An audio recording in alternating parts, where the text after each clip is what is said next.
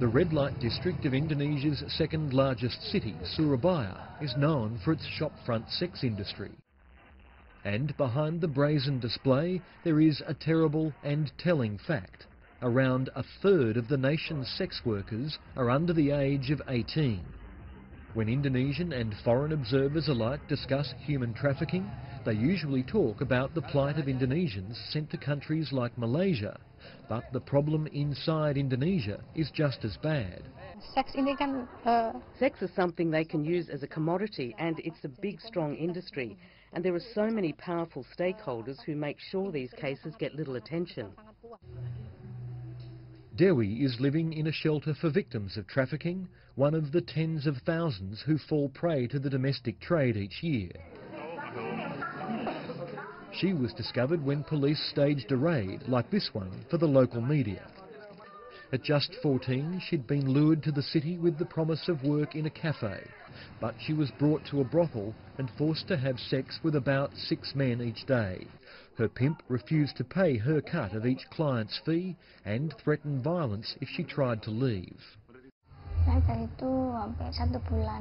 I was there a month. It was hard because the house was always locked. When he was out, he would lock it from outside. Even when he was in the house, the door would be locked from the inside. I can't get out. Dewi's troubles began after her parents divorced. She fell in with a rough crowd and, like 4 million other Indonesian children, she dropped out of school, hoping for work.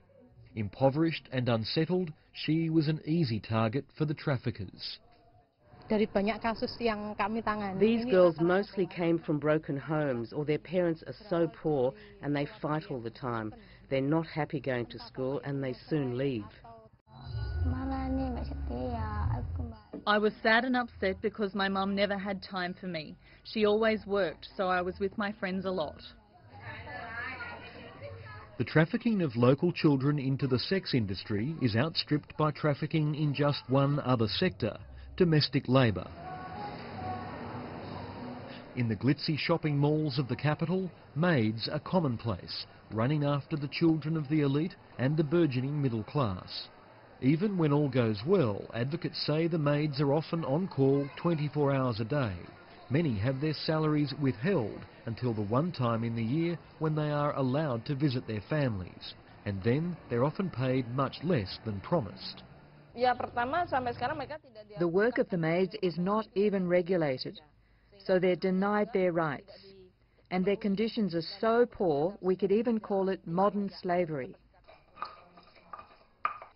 Jubeda was one of more than 2 million children who work as maids in Indonesia. She was offered a job by one of the recruiters who tour poor villages looking for fresh employees. I wanted to get money to help my parents. I was done with school anyway. I was tired of it. I just wanted to work. However, Jubeda quickly became a victim of human trafficking. In 3 months of work, she was paid nothing and beaten by her employer. She hit me, didn't give me food. I was so scared. I couldn't get out because the house was always locked. They are always afraid because in this kind of power relationship, they always feel like they are under threat. For all the conspicuous consumption of 21st century Indonesia, extreme inequality is mixed with a feudal, hierarchical culture. And when the vulnerable and the poor slip from the labour market to the slave market, many prefer to turn a blind eye. Matt Brown, Lateline.